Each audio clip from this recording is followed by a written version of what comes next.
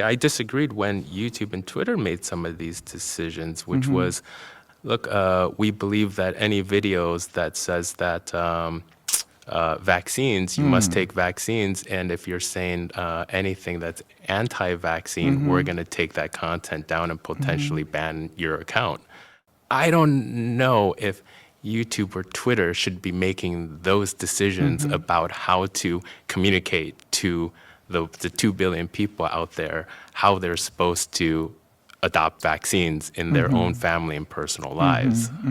If you have a completely open platform where you have both views, you have the pro and anti-vaccine content, is it responsible for the server, for the service providers, for YouTube to say, we're going to keep all this content up and it's up to you to decide when you watch these content, which ones you're going to believe in, which ones you're not?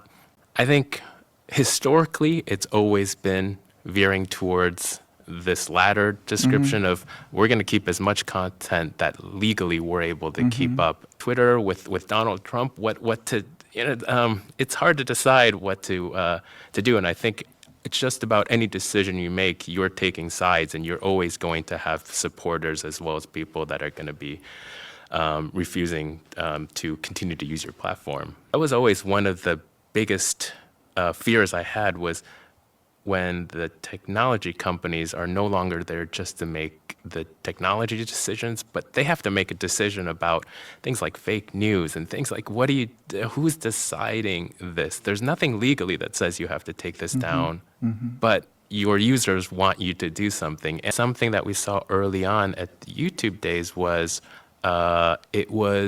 most of the content was left-leaning in terms of politics. And so we had to put up a lot of content, even though the total number of views and the total number of uploads weren't there, as I was the one that was choosing on a daily basis and selecting the 10 recommended videos that we would put on the front page of YouTube. But I think a lot of those early days was also choosing content that was from the right parties, was from the Republican parties, putting that up onto YouTube in a way to educate the entire masses that this is an open platform that's not that doesn't have any political alignment. This is neutral as we can be. But that took a coordinated effort, because really on the back end, that wasn't the case.